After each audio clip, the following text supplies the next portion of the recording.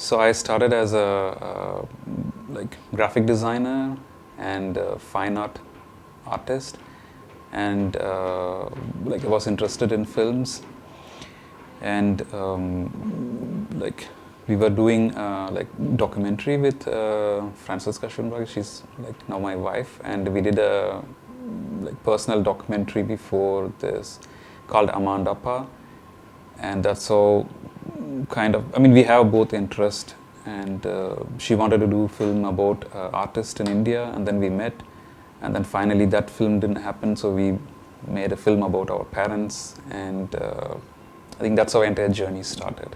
So I think this idea about this film, which was, I had this idea longer time about the landscapes, and then I slowly started like realizing this film.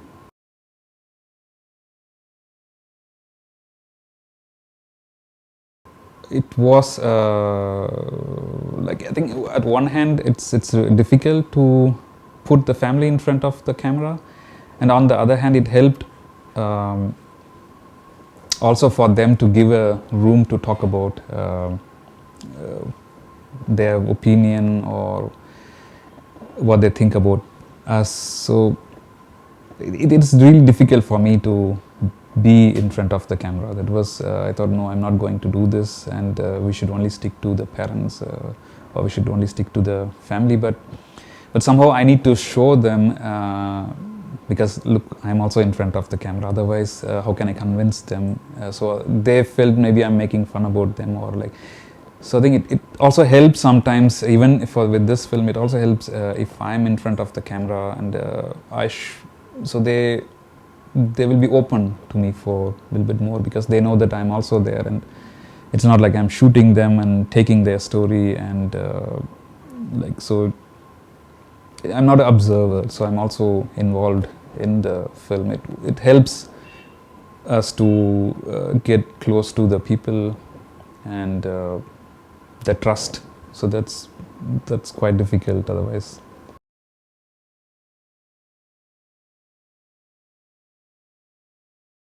So so I was generally interested in the Sangam literature. Like there are 5 different landscapes, and each landscape talks about different stages of love. So this landscape, Palai, talks about separation, and usually the man goes away from the homeland and seeking wealth. The women suffers, or it talks about their separation, and so everything is going in my mind about the landscapes, and this village which I shot. And it's my cousin's village, and I used to go there as a child, like go there for summer holidays, and we used to play in that entire landscapes. So I was really fascinated with this landscape. Like, it is not a real desert, and it is like near the sea, but it's kind of landscape.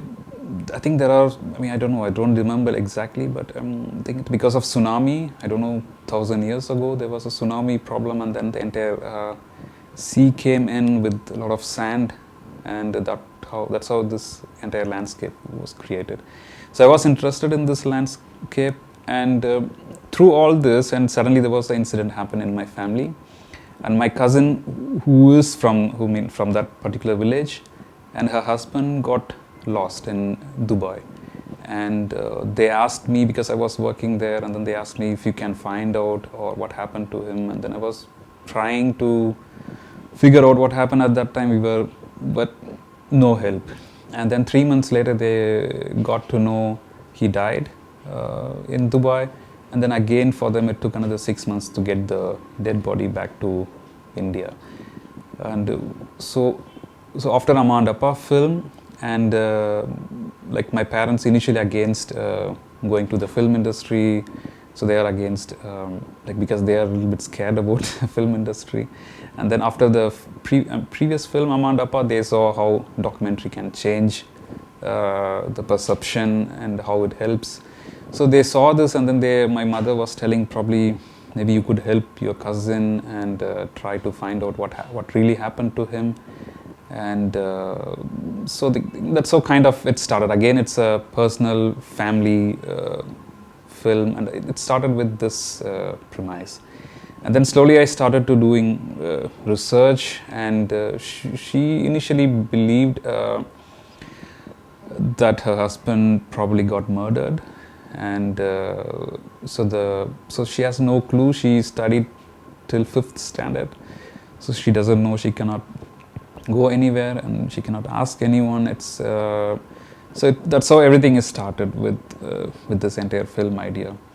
And plus I had this idea about the Palai and the separation. So this landscape somehow took its own priority. I mean, I was not intent to start this Palai, but with all this incident happening, so I felt, okay, everything is coming together. Maybe I just do this, try to find out what happened to him, and so then kind of started everything.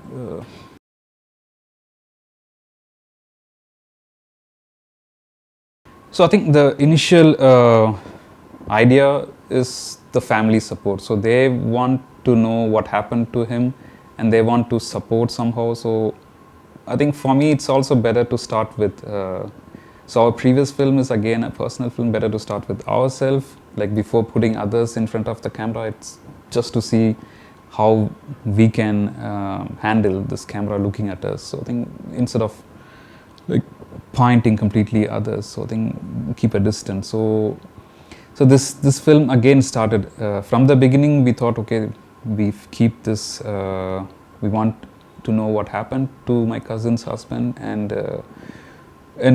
basically to show what is going on with my cousin and the children. So this was the initial idea, and through this with the research, I think we met a lot of people, and so I know, like, I have vague idea about what is happening, and people who goes there, and so I think with this film later we got to know more and more about how this entire situation, and what are all the struggles all this family is going through, and so it's a lot of small things leads into a bigger problem. And it's not only really a bad exploiter, it's not a black and white story, or it's not, things are not really like good or bad, it's more really complex things going on. So I think that's also quite a journey that we have to go through, all the things,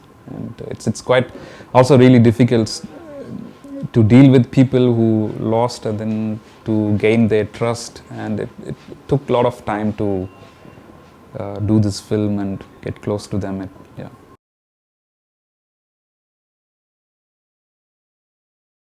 So because I don't know what happened to her husband, and I don't know what kind of life he lived, and I don't know what kind of struggles he was going through, and he was completely faceless. So all the other stories and all other research, and kind of we took his face as a kind of showing all the narratives coming together, and what happened to the people who goes there with the dream, and then lost their job and become an illegal worker, and maybe kill themselves or got murdered. So his tried to find out what happened to him, and with all the other narratives helped me to give him a narrative, to show what is actually happening there. And his narrative gives the entire picture.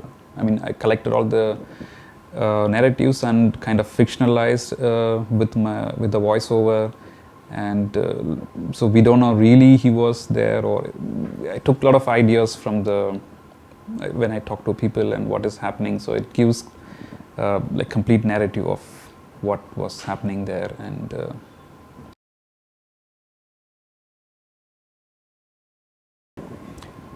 I think the poems are actually the metaphor and for this separation, and his kind of his narrative. I think it's basically the poems are about conversation between a man and a woman, and so I kind of used her interviews and put it as a narrative, and I used his voiceover narrative kind of dialogue between both of them, and this kind of dialogue helps the entire film, gives the narrative, and then the same way the songs also kind of dialogues and between the man and women. So this gives more factual details about the narrative, and then that gives kind of used songs kind of emotional landscapes, and then again there is the street theater, which I used as a like structural divider also. So with this we tried kind of how everything works out, because I read about the Sangam poems and I don't know how it was performed, but I got to know it was kind of performative art, so people used to sing, and so kind of the tradition lost, or we need to trace back, so how probably the Bhakti cult retained this entire tradition maybe. So from there I took an idea of probably how they did it. So it's kind of, with the poems it's kind of tracing back how to use the poem. So that is that's another work. So when we try to do the film, the difficulty is everything happened in the past. I mean, there's nothing, I mean, not much happening in the present. It's more of somebody's memory, and then he's lost. I met him really once. Maybe it's in just a wedding. I mean, I have so many cousins, so I never paid so much attention. So once this incident happened, so I tried to get to know what kind of person he was, and so this was one thing through the research, and the film is quite evolved organically. So we had a lot of ideas, for example the animation, and I wrote for the theater, so I fictionalized his entire story, and then I wrote a play, and then we found a street theater performers in my village, and then I asked them to play, and then I shot, like the play was going on like 6-7 hours or something, and then I shot the entire play, and then I edited it, and then I collected my cousins' interviews, and then I tried to create a narrative about what is her narrative. I mean, like, how can I start? I mean, it was a struggle, and where to start the film, where to end. I mean, so we kind of used as a division, like the love and separation and death. So it's kind of 3 different like sections or like chapters, and I used for each chapter I used this the street theater shows kind of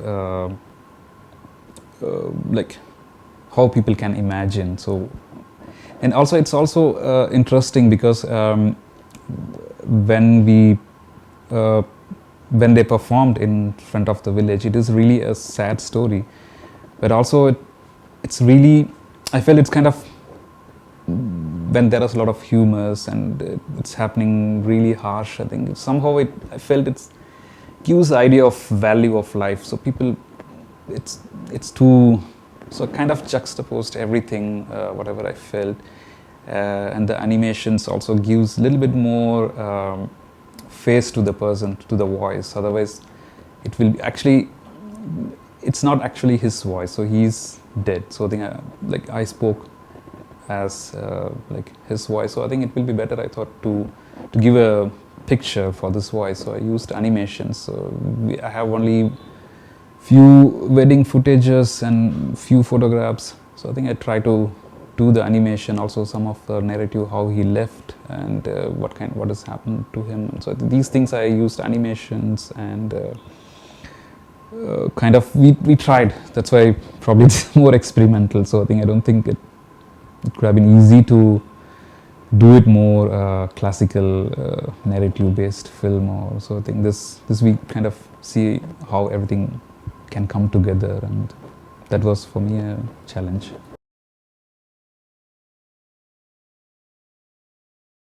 So the music, first of all, I mean, I have no clue how to use this song, how they performed it. I know it is a performative song, so we need to trace back, like, who can justify this, and then so for me, one clue is the Bhakti cult, and how, because Bhakti cult is actually replaced in the Sangam poem. It is about pure love and it's about nature and pure emotions, humans, and in the Bhakti cult it evolved and it replaced the human aspect of it, and then it put as a supreme God, and then it used the same metaphor, how it expressing this love for the God. I think the Bhakti cult used same way how the Sangam poem used the humans. So then Bhakti cult is a little bit easy to trace back because people are still singing. So Vedant and Bindu, they were musicians, and they are doing poems about Kabir, and they are very good with this Bhakti cult. And so I was I mean, they are my friends obviously, and then I talked to them maybe. So they did also few research about how they can do these songs. And they suggested probably we should go with Virutam style. It's more freestyle. They don't fix any particular raga or something. They're trying it like for singing each syllable, because the language, actually the poems are very grammatically really extremely structured, and it's based on sound. Each letter has a number given for the letter. In Tamil it's called Kuril, and Nedil it's like short and long, and then they always mix. And then the poem somehow uses also some extra word for just to give musical, or just to give this the grammar to be perfect or something. And so they tried to do it more freestyle, like singing and with the emotions. I mean I talked to them what kind of emotions I would like to have with this particular poem. I think there's also another process of selecting the poems. What are all the poems I can select, and so which one? There are like plenty of poems in different sections, and we searched along like this will be better, or maybe which will work for us, and what talks about what, and at which stage each songs should come, and maybe who's singing, who's the main, like sometimes the man's voice, the song comes like man's voice means he's the one who's talking about this so and so, and sometimes the women aspect of it. So kind of we searched. It was a long process, like about the music and which one we can take. So that, yeah, I think they did a good job with music.